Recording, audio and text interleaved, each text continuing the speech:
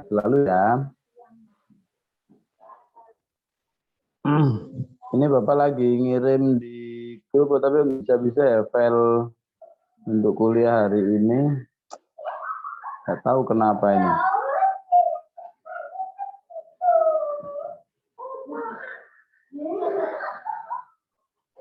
Ya ampun,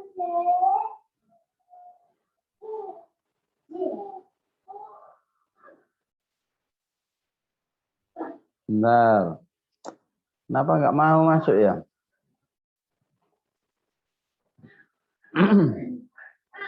Baik, mulai minggu depan kita diskusi kelas untuk membahas tentang analisis KI dan KD. KI dan KD itu tujuan ya, sama materi dari PAI. Nah, kesempatan kali ini sebetulnya Bapak mau menyampaikan tentang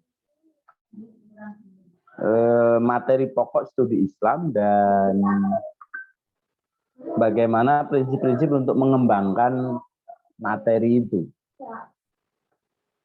Ini, aduh. Sekarang coba tolong dibagi dulu. Ini Bapak kasih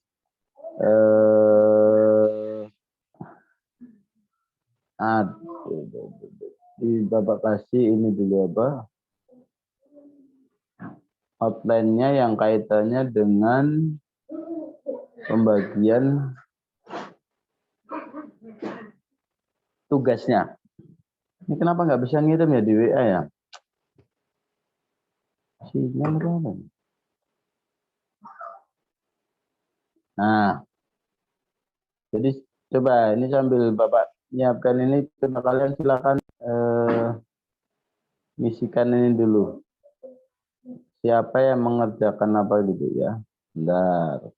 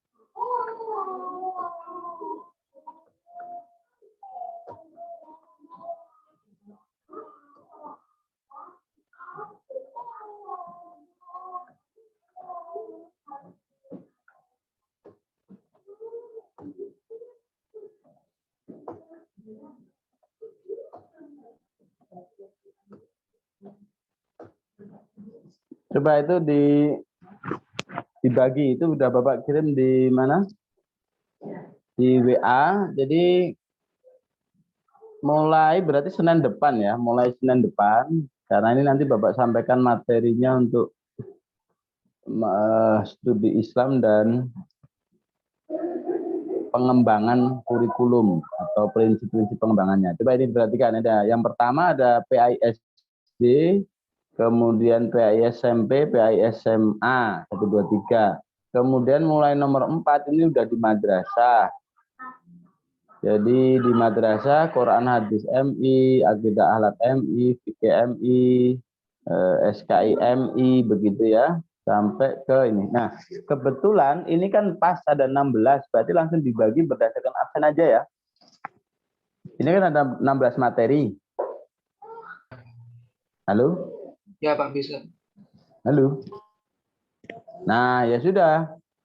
Silakan ini nanti menyesuaikan ini, berarti presensi mulai dari Moh Abu Fadl, itu berarti mulai dari PAISD sampai Nur Laili nanti untuk PAI di perguruan tinggi umum. Nah, Langkah pertama disiapkan kalian KI dan KD yang terbaru. Siapkan dulu KI dan KD yang terbaru. Semuanya ada kecuali yang PTU perguruan tinggi umum ini nanti agak belakangan juga itu mengambil PAI di salah satu perguruan tinggi saja di Jogja aja lah.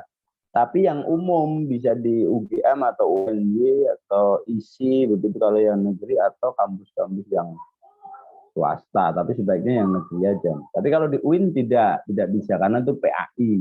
Tidak bisa kalau di UIN. Tapi PAI di program sarjana dan diploma UGM, PAI di program sarjana di UNY bisa. Itu ambil salah satu sebagai sampel untuk kemudian menganalisis.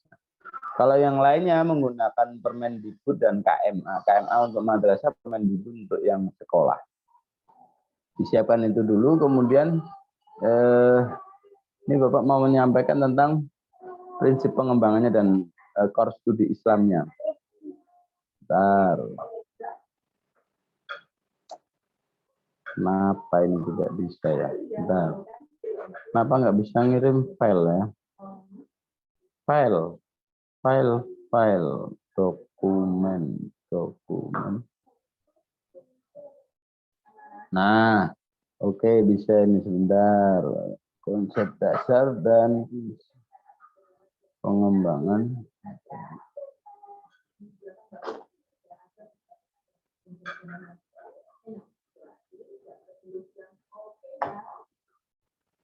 Dulu.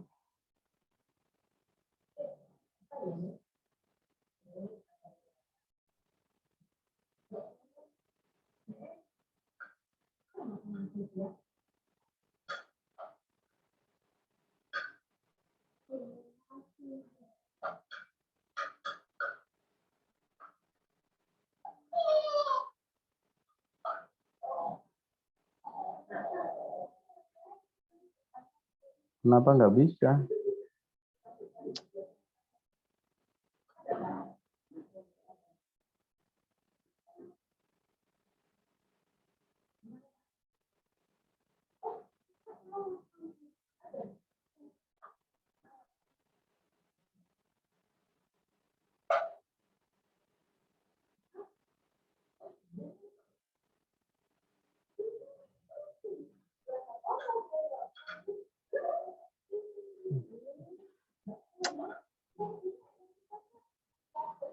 Nggak bisa ya?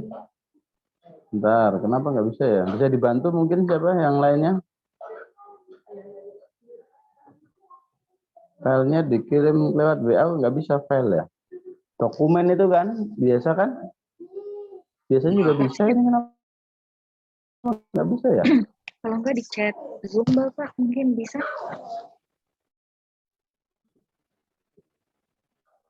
Di chat Zoom.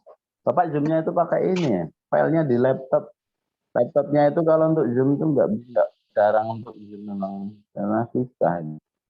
Agak error atau apalah. Zoom-nya pernah dicoba itu nggak keluar suaranya. Bentar, ini waduh. Pak kirim ke Elham coba. Tapi email, buat email aja Pak ya. Di email dulu Pak ya.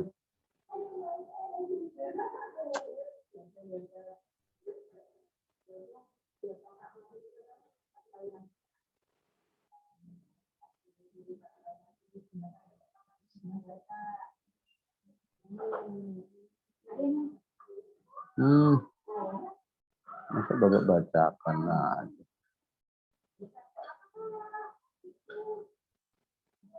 Error WA, webnya apa ya? Ini Pak ya. Tulis.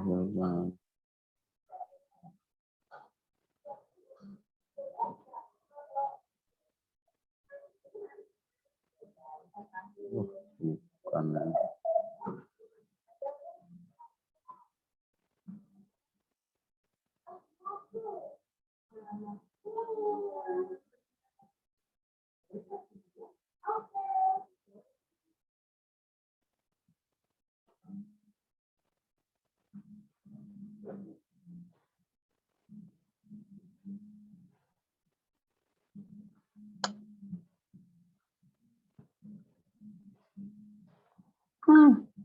Repot.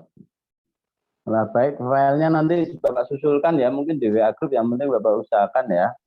Mungkin ini karena sambil waktunya. Baik, kita bahas ini dulu aja untuk apa, prinsip dasar dulu, atau bukan prinsip dasar, konsep dasar dulu, konsep dasar dari studi Islam. Jadi prinsip dasar studi Islam itu secara material, studi Islam atau kajian keislaman itu terbagi dalam 3. Jadi tentang keimanan, tentang fikih atau syariah, lalu tentang akhlak. 3-tiganya itu dilandaskan pada Quran dan hadis. Sehingga nanti kalau bicara tentang PAI sekolah, PAI madrasah, maupun sampai perguruan tinggi, itu sama. Kajiannya ya 3 hal itu, akidah, syariah, akhlak. Akidah, syariah, akhlak itu yang bersumber dari Quran dan hadis. Itu yang paling pokok. Oke, yang lainnya ada turunannya lah, nanti ada ijma dan seterusnya itu ada. Tapi yang paling pokok itu. Jadi Quran hadis bicara tentang keimanan, Quran hadis bicara tentang hukum-hukum Islam, halal haram, ibadah, muamalah gitu. Quran hadis bicara tentang etika dalam Islam, moral Islam, akhlakul karimah dan. Nah, 3 hal itu yang di dalam PAI itu. Jadi ini nanti menjadi penting ketika kalian ngecek materi-materi itu, bisa dicek, oh ini berarti bagian dari materi apa. Oh ini overlapping bicaranya mata pelajaran, yang mata pelajarannya itu fikih, tapi kok malah bicara akhlak banyak. Nah itu nanti akan ketahuan kalau sudah memahami dengan baik ini ya, Waldo. Oh ini berarti kurang tepat. Itu bagian dari analisis nanti. Kita bikin dalam kolom-kolom aja, dari tabel. Oh KIKD ini kok masuk di fikih misalnya, padahal ini adalah nah itu contoh itu. Sedangkan kalau PAI sekolah lebih bersifat luas karena dia mencakup keseluruhan. Jadi ada memang plus minusnya. Lalu nanti dicek misalnya Quran, bicara Quran hadis. Ternyata Quran hadis, mata pelajaran hadis misalnya banyak ditemukan Quran hadis itu tidak dalam ilmu Qurannya atau ilmu hadisnya, tapi akan bicara tentang Al-Quran hadis, tentang syariah, tentang akhlak. Nah, tapi masuk dalam pelajaran Al-Quran hadis. Ini kan agak rancu sebetulnya. Jadi kalau bicara Al-Quran hadis itu sebetulnya ngulumul Quran, ngulumul hadisnya, atau misalnya bicara tajwid dan seterusnya itu ya, atau bicara Al-Quran hadis di MI, MT, SMA itu, atau bicara tentang ayat-ayat tertentu, lalu dikaji maknanya, tafsirnya dan seterusnya. Tapi ayat tertentu itu pasti berkaitan dengan 3 hal itu, berkaitan dengan akidah, berkaitan dengan syariah, ibadah, muamalah, atau berkaitan dengan akhlak. Nah kan, nah kenapa itu tidak jadikan satu saja gitu? Misalnya kalau bahas tentang akhlak, misalnya akhlak tentang akhlak, misalnya ikhlas gitu lah. Apa ayat Quran yang tentang ikhlas? Pasti juga bicara gitu juga. Secara dibalik apa dalilnya Qurannya. Nah, ketemu lagi dengan Al-Quran hadis. Makanya sebetulnya ada benarnya juga yang model di sekolah itu disebut PAI begitu, pendidikan agama Islam. Toh akan bolak-balik itu, iya kan? Siapa enggak menurut kalian?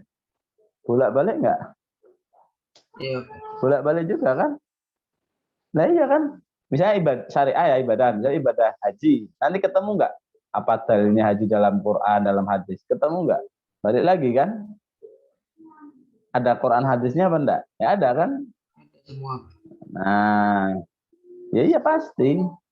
Misalnya iman kepada malaikat, ngecek Quran hadis apa enggak di pembahasan iman pada malaikat itu? Ya pastilah. Nah, kalau pas Quran hadis bahasnya tentang ayat-ayat tertentu lalu dibahas di dalam mata pelajaran Quran hadis, ternyata itu tentang keimanan. Apakah enggak terjadi double membahas materi yang sama tapi di 2 pelajaran, satunya pelajaran akidah akhlak, satunya di pelajaran Al-Quran hadis. Nah, itu yang nanti tugas kalian akan ngecek juga. Oh, ini ada pengulangan, kasih keterangannya ini.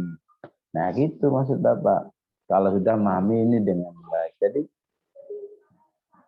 ada kekurangannya juga. Memang kelihatan lebih wong kita bicara mapel akidah akhlak aja sudah mencampur dua hal yang secara disiplin itu sudah berbeda, bidang itu sudah beda.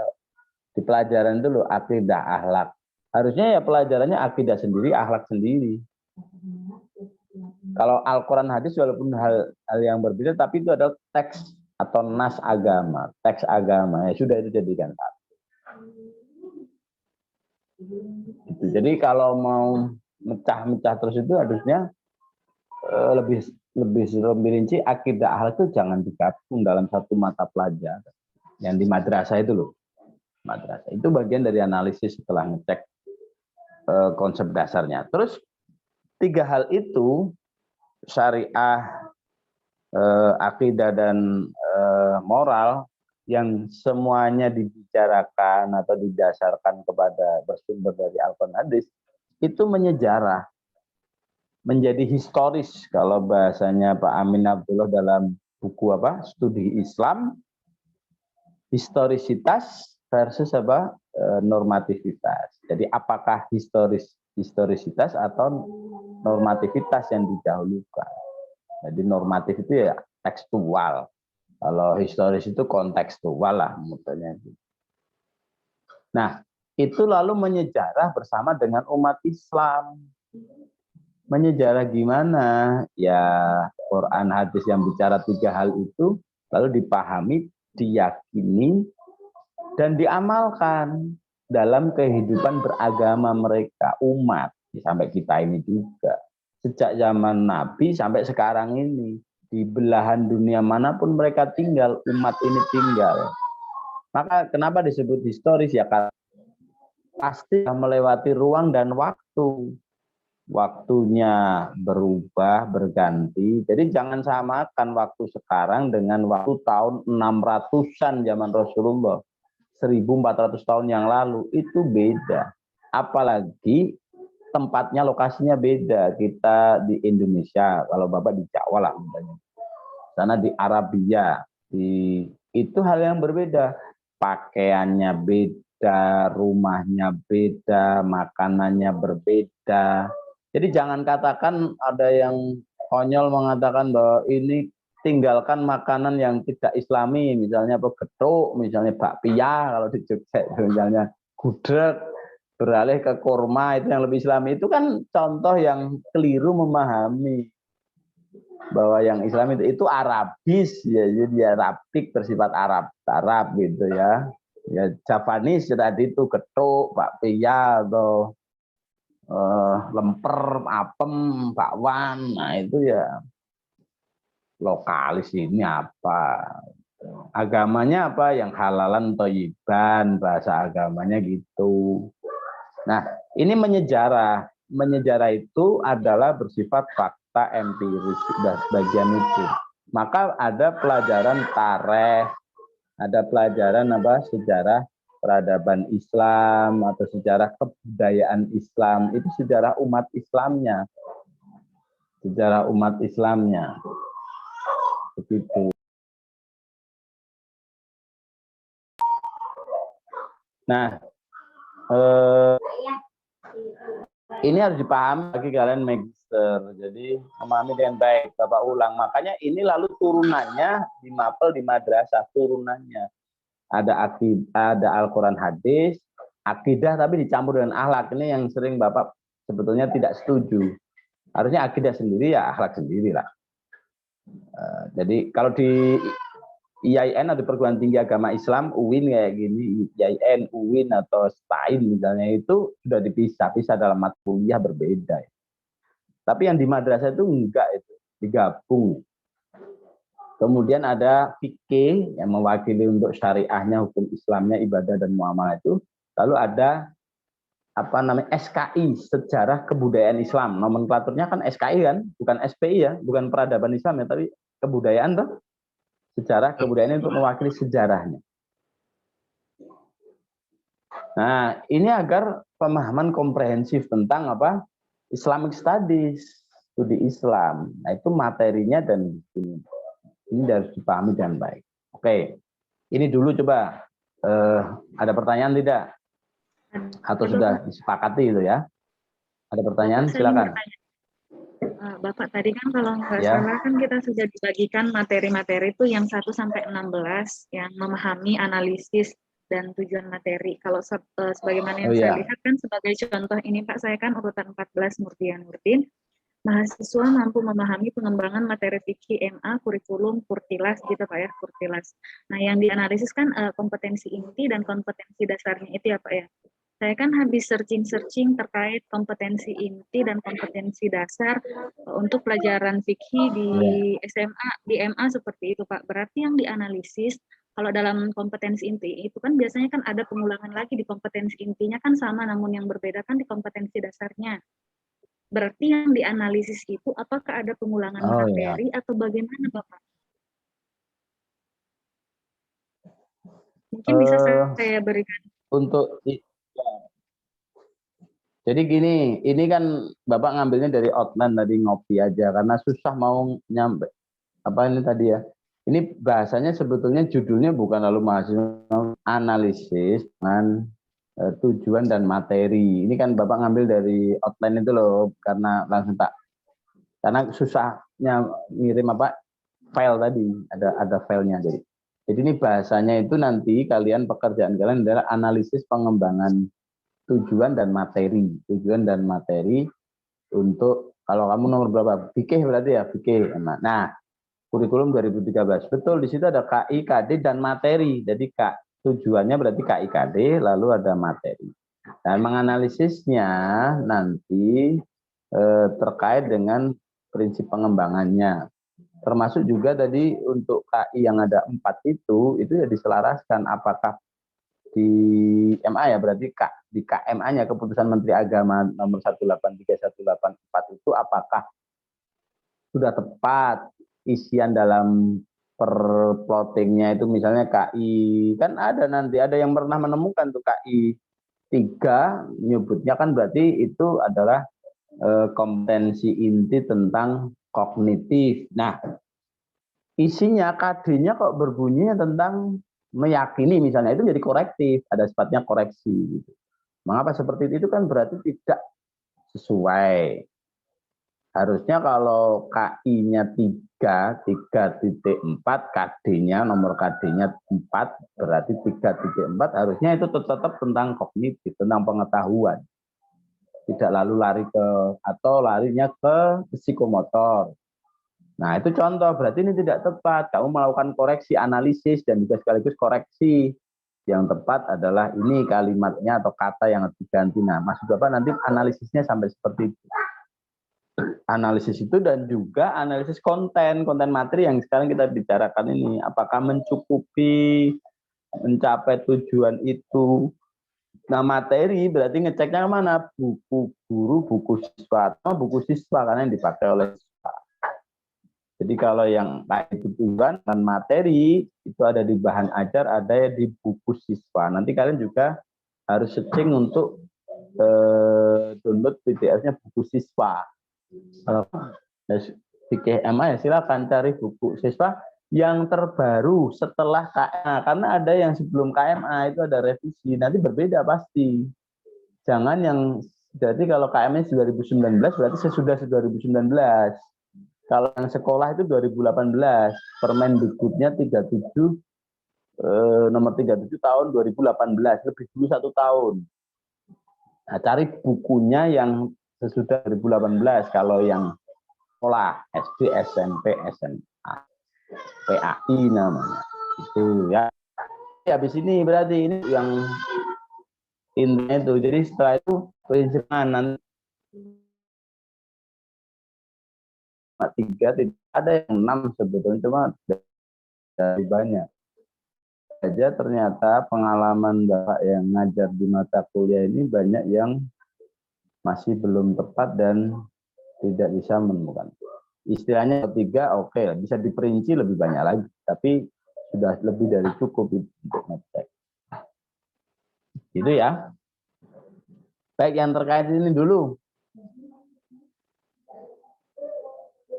Kalau ini sudah dipahami dengan baik, nah ini baru sekarang kita yang tadi yang ditanyakan. Jadi Kita bicara tentang ini. Yang pertama, mengembangkan materi. Itu ada faktor yang menjadi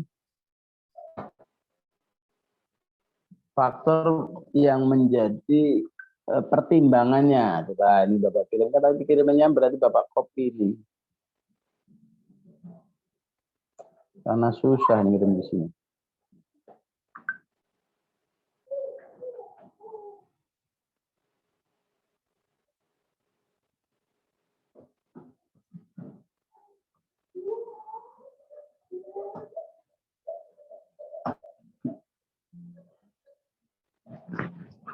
Nah, jadi yang pertama tentu potensi peserta didik. Peserta didik yang beda-beda itu menyebabkan pengembangan materi juga berbeda. Nah, peserta didik ini akan terkait dengan mereka berasal dari mana. Lalu yang poin yang kedua, yaitu tentang relevansi dan karakteristik daerah. Anak-anak atau peserta didik yang tinggal di perkotaan dengan di pedesaan berbeda. Anak-anak yang tinggal di daerah yang religius, daerah kabupaten, kota yang lebih religius daripada yang tidak akan berbeda. Misalnya, Bapak masih ingat baca buku-buku pelajaran keagamaan untuk SD di Aceh, ada yang dari Aceh nggak itu? Itu banyak yang menggunakan tulisan Arab, jadi huruf Arab tapi berbahasa Indonesia, Arab Pegon gitu loh. Itu SD itu, walaupun muatan lokal lah. Itu contoh di bidang kurikulum itu adalah hal yang berbeda. Kemudian tingkat perkembangan fisik ya, ini juga perbedaan peserta didik ya.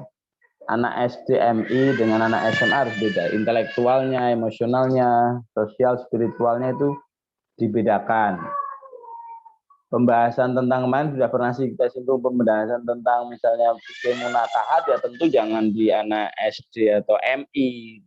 Karena tingkat perkembangan fisik, intelektual, emosionalnya, kematangannya belum sampai. Lalu juga kebermanfaatan bagi peserta didik. Nah ini yang kadang dilupakan. Maka kalian nanti cek, ada nggak ilmu yang sudah nggak bermanfaat dalam materi PAI, itu yang perlu dikoreksi. Sedangkan ada yang belum disampaikan, belum masuk dalam kurikulum, padahal itu penting, lebih bermanfaat. Saya sering ngasih contoh ini loh, materi toharoh dalam fikih itu tentang mashul khufaini itu loh, mengusap sepatu ketika berwudu bagi orang yang pakai sepatu, baik kalau di mukim dia nggak bepergian berarti 1 hari, kalau musafir 3 hari. Kan ada itu kajian fikih tentang itu. Nah, itu contoh aja, contoh, walaupun belum tentu juga masuk kurikulum.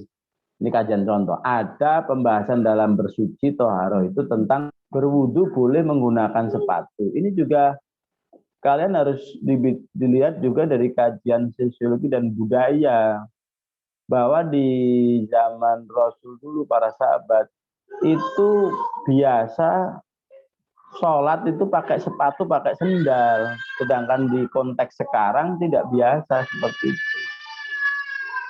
Jadi maka nggak bisa dimasukkan juga. Nah, maka ketika sudah tidak bermanfaat, materi itu nggak bermanfaat karena mungkin kayak Pak Wasidani sampai umur sekarang belum pernah sholat pakai sepatu, lalu wudhunya juga masih dipakai, diusap saja pas ngusap kaki, itu belum pernah. Sehingga itu contoh ilmu yang karena waktunya misalnya terbatas di sekolah, di madrasah itu ya udah itu nggak usah dihilangkan saja. Itu contoh mengembangkan itu bisa mengurangi ya, bisa mengurangi juga, menambah atau mengurangi itu bagian dari kalimat pengembangan. Nah, artinya diganti lah, bukan lebih kurang, itu diganti dengan yang lain yang lebih bermanfaat. Kemudian struktur keilmuan, tadi yang kita bicara termasuk struktur keilmuan. Posisi Quran hadis itu di mana, akidah, akhlak, itu namanya struktur keilmuan, itu bisa di bagian dikembangkan. Contoh mengembangkan kurikulum tadi Bapak bilang, kenapa di madrasah tidak memisahkan akidah dan akhlak, itu harusnya dipisah. Nah, dari struktur keilmuan beda. Kemudian aktualitas, kedalaman, dan keluasan materi. Jadi kalau sudah, nah tadi yang Bapak contohkan bisa berkait dengan ini, sudah nggak aktual lagi. Model pakai apa itu. Atau misalnya itu yang tohara juga bisa apa, kesunatan bersiwak itu pakai kayu arok itu kan sudah nggak aktual lagi. Kalau sekarang pakai sikat gigi, pakai pasta gigi begitu. Nah, itu harus ada bagian dari pengembangan ini. Kemudian relevansi dengan kebutuhan dan tuntutan lingkungan serta alokasi waktu. Jadi waktunya dicek, 2 jam pelajaran cukup enggak? Kalau di PAI itu dikumpulkan jadi satu, namanya PAI itu SD berapa ya? 4 ya? 4. Kalau di SMP SMA itu 3. Sedangkan di madrasah tadi ada 4 mapel, masing-masing 2 jam. Berarti sebetulnya PAI madrasah lalu menjadi 8 jam. Karena akidah akhlak 2, Quran hadis 2, fikih 2, SKI 2. Nah itu. Ya, cukup apa enggak? Tetapi otomatis luasnya materinya juga mereka juga lebih banyak. Nah ini. Kemudian yang berikutnya tentang prinsip yang tadi Bapak bilang ada 3. Jadi Bapak ulang ada 3 prinsip mengembangkan. Ini Bapak ngambil dari Bruce Willis tahun 1980. Jadi yang pertama relevansi, yang kedua konsistensi, dan yang ketiga adaptasi. Relevansi artinya kesesuaian. Jadi materi pembelajaran ini harus sesuai, harus relevan dengan pencapaian kompetensi inti dan kompetensi dasar. Nah, ini ada kesesuaian tadi yang ditanyakan. Siapa itu? Nah, itu di situ harus ada relevansi. Kalau yang diharapkan itu fakta. Jadi materinya berupa fakta. Ya materinya harus, kalau yang itu inginnya fakta, maka itu fakta. Kalau itu berupa konsep, tujuannya mintanya konsep, KIKD-nya maka juga konsep. Kalau itu jenis misalnya prinsip, berupa prinsip, jadi kategori materi namanya prinsip, maka juga penjelasan. Atau relevansi itu juga relevansi dengan tadi, yang faktor tadi, kebutuhan siswa, relevan dengan perkembangan zaman aktualitas, gitu. Itu bisa juga dicek, relevan dan tidak. Nah, disitulah nanti ada Bapak sampaikan format analisisnya itu kalian relevan dan tidak di tiap KD. Jadi ngecekin tiap KD lalu materi itu. KD-nya itu kita mewakili tujuan itu KD. Dan tadi yang ditanyakan tentang KI, setiap KD itu sudah ada penyebutan KI-nya pasti. Tadi misalnya KD 1.1 otomatis 1.1 itu otomatis KI 1. KD-nya 2.4 otomatis itu KI 2. Gitu. Otomatis karena 2 itu mewakili nomor KI. Sedangkan 4 itu nomor 4 dari KI 2. Nah, begitu. Dengan numbering sistemnya, sistem penomoran itu jangan diganti huruf, misalnya jangan. Itu yang ada di permen maupun di KMA, ya biarin seperti itu. Jadi sekali lagi relevansi, jadi kesesuaian. Apakah materi yang ada di buku siswa itu relevan dengan KIKD yang ada di Permendikbud misalnya, atau KMA 183 tadi itu. Nah itu disamakan. Maka di langkah awal kalian harus menuliskan KIKD itu dulu, kemudian baru ngecekin buku siswa itu. Nah biasanya di buku siswa itu juga ditulis, nah nanti bisa juga menjadi bagian catatan, ditulis di per bab. Misalnya bab tadi toharoh gitu, bersuci. Lalu di situ dimuat ada KI apa saja, ada KD-nya nomor apa saja. Kadang-kadang ditulis, kadang-kadang tidak, ada yang tidak menulis. Harusnya ditulis tiap pokok bahasan. Jadi tinggal cross check, ngecek kembali ke Permendikbudnya atau KMA-nya. Apakah sama itu yang dituliskan? Kadang berbeda karena penulis penyusun bukunya lupa atau keliru, Bang. Nah, itu bagian dari pekerjaan kalian. untuk menganalisis, mencermati, mengamati, menelitinya itu. Kemudian yang kedua, konsistensi atau keajegan. Jika KD-nya itu menginginkan 4 macam konsep misalnya, ya materinya harus 4. Tidak boleh lebih, tidak boleh kurang. Itu namanya konsisten. Tadi kembali ke fakta atau prosedur misalnya. Prosedur wudhu, tata cara wudhu kan prosedural. Jadi materi bersifat prosedur. Nah itu juga harus mencukupi, jangan sampai ada yang hilang. Begitu dan seterusnya. Jadi konsisten, ajek. Termasuk konsistensi itu bisa dicek dengan pembahasan sebelumnya atau dengan mapel yang lain atau di tingkat level yang sebelumnya. Ini terutama kalau misalnya bicara yang di SMP MTS atau SMA dan MA, itu bisa cek di bawahnya. Maksudnya gimana? Contoh, pembahasan tentang iman kepada Allah misalnya, sifat wajib, sifat mustahil Allah misalnya ya. Nah, itu kan harus sama terus apa yang dibahas. Mungkin disinggung di SMP, di SMA mengulang lagi.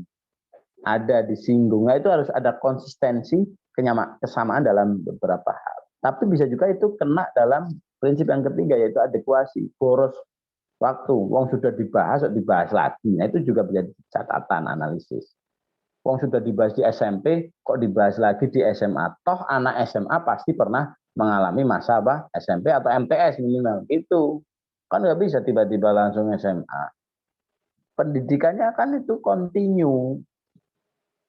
Nah, jangan sampai yang bikin kurikulum itu berpikirnya itu cuma parsial. Saya yang penting cuma fikih MA, misalnya tidak memperhatikan fikih MTS, fikih MI. Nah, itu maksudnya itu ada konsistensi yang bersifat kontinu. Konsistensinya masih kontinuitas.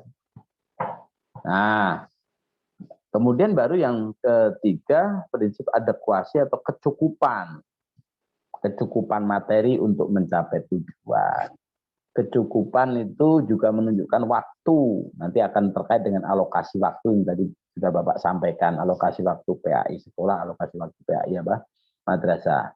Jadi harus tepat dan proporsional. Tidak boleh terlalu banyak, juga tidak boleh terlalu sedikit. Sehingga tidak tercapai KI dan KD. Atau tidak berguna bagi siswa. Oh, karena waktunya mepet gitu, misalnya waktunya mepet, ini tentang rukun sholat misalnya cuma disampaikan separuh dulu. Nah itu kan nggak tercukupi ketika bicaranya memahami atau mengetahui rukun sholat. Nah, ya sudah, kalau bicara rukun berarti harus tuntas. Kok materinya cuma separuh? Nah, itu nggak adekuasi. Atau terlalu banyak. Bicaranya tadi KD-nya bicaranya tentang siswa mengetahui rukun sholat. Kok dibicarakan tentang tujuan sholat di materinya loh. Ada hikmah sholat. Itu namanya terlalu banyak. Tidak tepat, nah gitu, tidak proporsional, porsinya nggak sampai segitu. Walaupun iya tentang sholat, kok malah bicara sholat sunat, macam-macam sholat sunat, padahal tadi rukun sholat. Nah kadang-kadang kayak gitu. Pernah nanti dicek benar nggak di SMA ada tentang siswa memahami hikmah haji dan umroh. Kok yang dibaca prosedur tata cara berhaji atau terbalik. Siswa memahami tata cara berhaji di Indonesia itu malah bersifat prosedural. Jadi bagaimana cara orang berhaji di Indonesia itu, aturan-aturannya di Kemenak bagaimana, kalau perlu yang terkini bayarnya berapa dan gimana. Nah itu namanya tata cara berhaji bagi Muslim di Indonesia. Kok malah bicaranya tentang hikmahnya haji, tujuan haji, itu namanya kan enggak. Kecukupan juga kena di aspek prinsip tadi relevansi. Yaitu tidak relevan secara spesifik. Kalau secara universal benar ada relevansi, ya sama-sama haji. Nah itu kan nanti dicek karena ditemukan buku tadi prosedur haji yang dibicarakan malah tentang haji atau hukum haji misalnya itu sudah beda. Nah, mungkin di KD lain kan ada. Atau memang dibicarakan mungkin di SMP tentang haji yang syarat hukum haji, pembahasannya tentang prosedur dan hikmah haji misalnya. Nah, bisa jadi gitu. Makanya nanti dirangkai ketika di diskusi kelas saling mengingatkan. Ada yang bahas misalnya PAI SMP, ketika ada yang bahas PAI SMP, yang PAI SD mengingatkan, oh iya PAI SMA juga mencermati. Oh, ini ada, bisa disusulkan, ada catatan tambahan, di keterangan bahwa ini ada di SD, tapi berbeda. Dan ini memang menjadi bagian dari kontinuitas juga. Nah, oh ini mengulang, kalau mengulang berarti menyalahi, ngapain mengulangnya aja terbatas. Nah, begitu dan itu. Jadi itu prinsip yang nanti menjadi pekerjaan kalian dan formatnya nanti Bapak kirimkan format untuk membuat analisisnya. Jadi prinsipnya gini, kalian buat pendahuluan membahas tentang apa itu pengkulum itu, lalu prinsipnya ini benar-benar dipahami, tulis. Kemudian nanti dalam formatnya itu tabel, analisisnya tabel, ada buku, berarti bab, kalau buku itu berarti bab 1 isinya tentang apa itu sebagai materi, lalu KD-nya apa atau KD juga nggak apa-apa, lalu alokasi waktu, kemudian baru ini relevan atau tidak, konsisten atau tidak, adekusi tidak, alasannya apa, dan ada catatan analisisnya kalian. Cuma seperti itu, sebenarnya simpel, tapi ternyata ketika dikerjakan nanti kalian akan mengetahui banyak hal. Baik. Silakan kalau ada yang mau bertanya lagi, silakan.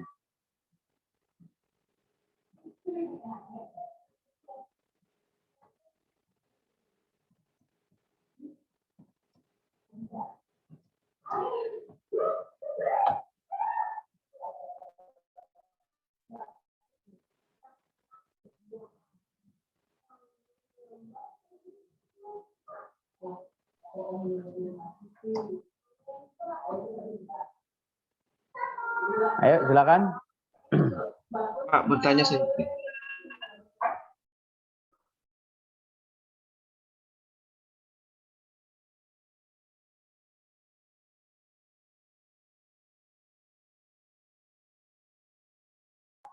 Ayo silakan. Oh, Pak, ada kan di Madrasah Aliyah hanya program keagamaan. Di sana kurikulumnya lebih terinci, misalnya akhlak beda, masalah akidah beda, dan lain sebagainya. Ilmu kalam juga ada. Kan tetapi kenapa hanya sebagian saja yang bisa menerapkannya seperti itu, Pak?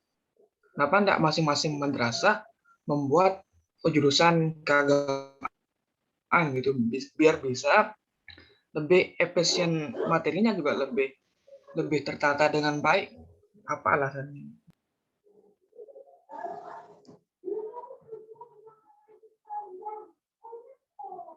Yang tertata dan baik apanya? Yang tertata dan baik apanya? Materinya, Pak. Kan kalau di Kurikulum. jurusan, kan kemarin kan saya aliyahnya jurusan keagamaan.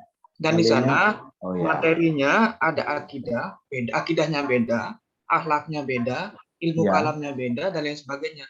Tafsirnya beda, hadisnya juga beda gitu. Artinya perincian tidak disatukan. Kenapa di Oh selain ya. di jurusan agama itu tidak seperti itu, Pak, di aliyah? SMA juga kan, apalagi SMA lebih dimajemukkan lagi gitu. Jadi satu paket PAI saja. Ya, betul. Ya iya, karena itu penjurusan, istilah jurusan keagamaan atau jurusan agama ya. MAK kalau nggak salah ya, berarti ya. Ya, MA khusus keagamaan ya. Iya, ya, Pak. itu lebih diperinci lagi. Dan memang tidak secara khusus kita tidak membicarakan yang khusus seperti itu. Jadi kita yang kurikulum yang secara umum. Nah tadi yang Bapak bilang bahwa itu masih digabung kayak gitu kaitannya pasti karena durasi atau waktu. Jadi waktu belajarnya anak Alia itu sudah terlalu banyak. Kalau nggak salah itu berapa ya? 23 jam. 23 mapel atau 21 atau 23 mapel itu. Itu kan sudah keterlaluan itu. 1 minggu anak aliyah itu, kamu ingat nggak berapa kalau kamu? Kalau yang anak aliyah saya kalau nggak salah 21 dulu yang aliyah, coba masih ingat nggak? Kalau Kalau nggak 21, 20, antara 21 sampai 23 mata pelajaran. kalau di keagamaan itu malahan lebih banyak lagi, Pak. Nah kan, lebih banyak lagi. Lebih banyak Terus kamu paham semua nggak? Kamu enggak sih, paham Pak. semua nggak? Nah Aku kan, lebih nah iya nggak mungkin enggak. Jadi kemampuan otak manusia itu nggak bisa sampai segitu. makanya Itu itu kalau nggak ya kalau menurut Pak Asid itu kalau yang bukan kejurusan keagamaan itu ya harusnya cukup PAI gitu aja. Cuma jamnya ditambah. ya gitu. Jadi kayak sekolah itu kalau dari struktur keilmuan loh, kecuali yang jurusan agama, kecuali yang memang jurusan agama, istilahnya faknya fokusnya itu pada itu, seperti yang kamu tadi itu ya itu baru diperinci. Tapi kalau yang umum itu sudah overload itu. Jadi kalau SMA aja kan sekitar 16. SMA itu 16 atau 17 mapel itu. Padahal PAI jadi. Kalau MA Madrasah Aliyah itu kalau nggak antara 21 sampai 23. Mungkin ada muatan lokal ya tambahannya. Tapi itu sudah masuk dari pagi sampai sore berarti jam setengah 4 belajar terus itu. Kalau ditanya coba, tahu itu belajar atau dikerjain itu? Wah, ya iya kan. Kamu merasakan kalau belajar serius kayak gini di magister ini, coba satu hari kalian belajar 4 mata kuliah atau 5 mata kuliah, berat sekali nggak? Kalau yang serius kayak gini nih, berat nggak? Berat. Berat lah. Nah, bayangkan tuh anak-anak itu, udah kayak gitu suruh kalau yang ditambah lagi kalau yang serba yang Daud itu belajar ya cuma gini ya. Iyalah. Jadi itu yang perlu dicontoh, perlu dikembangkan kurikulum harus direvisi gitu. Revisinya itu yang serius, mempertimbangkan hal seperti itu. Ya memang kalau penjurusan lebih bagus itu, penjurusan itu sudah lebih terbuka. Ya ada lagi nggak? Ini coba lagi Bapak kirim nanti kalau tidak pokoknya di WA grup ini terus awal-awal ini siap-siap aja. Dan siapa tadi yang awal itu ya?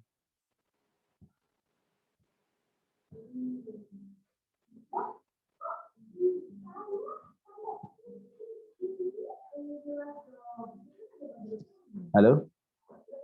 Ada lagi nggak untuk yang ini? Prinsip, 3 prinsip sudah jelas ya. Nanti Bapak kirim formatnya ya. Format kalian membuat tugasnya ini. Ya, nanti dipresentasikan. Jadi mulai minggu depan berarti hari apa? Senin tadi ya. Senin kita sudah mulai bahas analisis pengembangan itu per level atau jenjang sekolah tadi. SD berarti besok pertama SD dulu. Bagaimana analisis pengembangan tujuan ini tambah tujuan ya saya Bapak lupa ini. Nanti di Mas Ilham di aja diperbaiki lagi ini kalimat yang mahasiswa mampu memahami pengembangan itu diganti analisis pengembangan tujuan dan materi begitu seterusnya. Nanti dibikin lagi daftarnya sama namanya ya Mas Ilham ya. Yang nomor 1 berarti Mas Muh Abu Fadol. Nah, nanti dikirim di sini pakai file Word aja. Aku bikin sama tanggal harus presentasi kapan. Nanti kalau ditinggal kira-kira nabrak yang tengah-tengah semester itu kalau setengah-tengah semester kamu lompatin 1 minggu berarti. Nanti pas tengah semester itu kita jeda untuk diskusi kelasnya di jeda untuk kegiatan tengah semester penilaian tengah semester. Nanti tolong ya, Mas Ilham dikirim ke Bapak. Jadi itu kalimatnya diganti aja. Jadi nomor 1 siapa? Misalnya Abu Fadol itu membahas berarti ini analisis pengembangan tujuan dan materi PAI SD. Nah, gitu aja lah. Kurikulumnya nggak usah, kurikulum 2013 otomatis semuanya kurikulum 2013. Terus tanggal, waktu kapan, waktu presentasi berarti Senin besok tulis, Senin tanggal berapa. Biar semuanya terbaca jadwalnya dan untuk mengingatkan aja, untuk kita kalau ngecek besok siapa, materi apa. Jadi ada panduannya ya, time schedule-nya. Mas Ilham ya. Nanti kalau kamu kirim, kalau ada review, Bapak review. Saya kira itu. Ada lagi mungkin pertanyaan?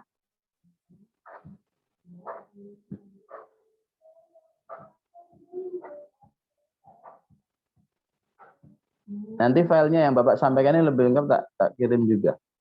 Jadi gini, untuk yang namanya materi tadi belum Bapak jenis materi ya, jenis materi belum Bapak sampaikan. Jenis materi itu ada fakta, ada konsep, ada prinsip, ada prosedur, ada sikap atau nilai. Nah, itu nanti akan penting untuk analisis, terutama analisis konsistensi misalnya, konsistensi antara fakta dengan fakta, prinsip dengan prinsip begitu, dan juga analisis untuk adekuasi juga. Fakta itu segala hal yang berwujud kenyataan dan kebenaran, misalnya objek, peristiwa sejarah, lambang, nama, tempat, tokoh, orang, itu fakta. Faktanya siapa yang menjadi proktor RI, oh Soekarno, Hatta misalnya. Itu fakta, bukan konsep.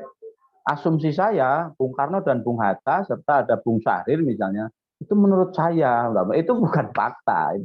Itu kok bisa jadi fakta ya sudah yang sudah jelas. Kemudian yang kedua konsep. Konsep itu segala yang berwujud pengertian, definisi yang timbul dari hasil pemikiran. Jadi melalui menjadi konsep. Nah, itu ada pengertian, ada ciri khusus, ada hakikat, intinya apa, dan sebagainya. Misalnya, konsep, bisa bicara konsep sholat. Nah, jadi definisi, menurut siapa? Jadi sholat itu apa secara bahasa, lalu ada secara etimologi, secara terminologi, begitu ya. Nah, secara bahasa, sholat itu artinya doa, misalnya. As-sholah ayat doa. Sholat itu maknanya doa. Jadi makanya dalam bahasa Inggris kan pray, itu sama itu sholat, itu jadi doa. Lalu definisi ibadah yang dimulai dari diakhiri dengan salam misalnya. Nah itu contoh. Maka itu disebut konsep, materinya konsep. Lalu ada materi yang berupa prinsip, yaitu hal yang pokok, yang utama, memiliki posisi penting, bisa dalil, rumus, ada idiom, postulat, paradigma, teorema. Hubungan antar konsep itu juga prinsip. Hubungan antar konsep, ada hubungan kausalitas, sebab dan akibat, gitu ya. Karena logam dipanasi, maka logam memuai. Kalau didinginkan, itu akan mengerut. Air dipanaskan, menguap.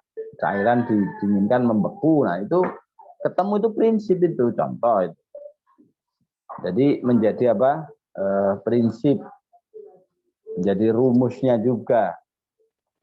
Rumus tentang halal haram, rumus tentang orang beriman, orang yang kufur, orang yang misalnya menyekutukan Tuhan, itu prinsip berarti. Itu mah keluar dari Islam. Itu menjadi prinsipnya. Karena dia sudah musyrik, syirik, keluar dari Islam. Nah, itu contoh. Kemudian yang keempat, ada materi yang jenisnya itu adalah prosedur. Tadi, itu paling banyak tata cara, sholat tata cara, wudhu tata cara, haji tata cara, zakat. Itu prosedur. Jadi, langkah-langkah sistematis berurutan untuk melakukan satu aktivitas atau kegiatan yang bersifat kronologis. Jadi satu sistem.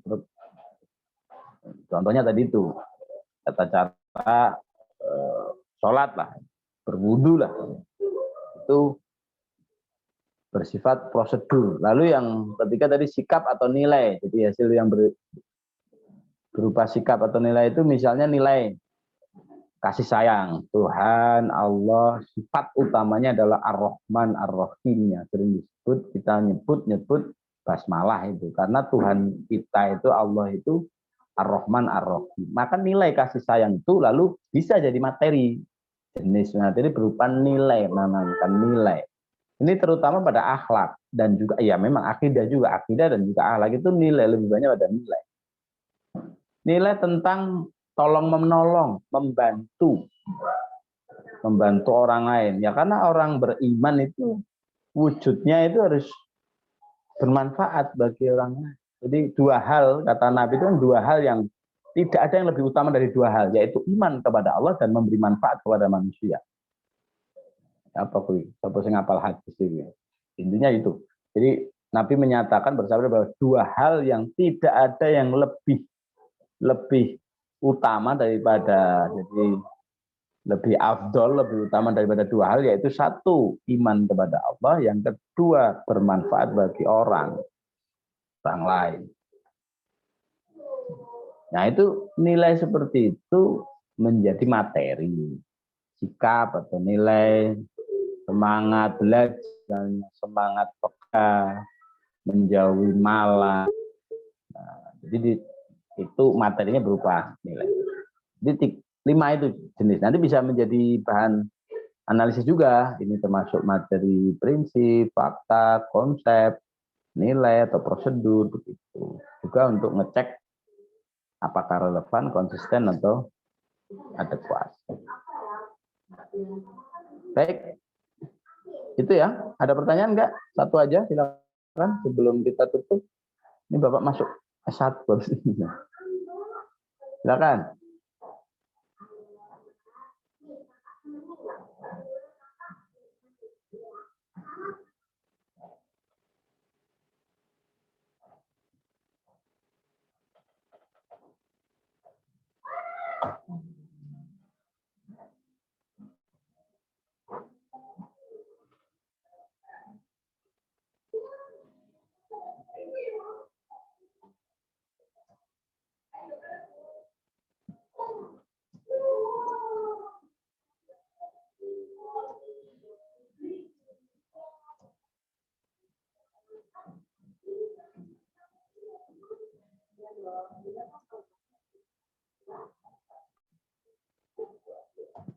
Gimana? Nggak ada?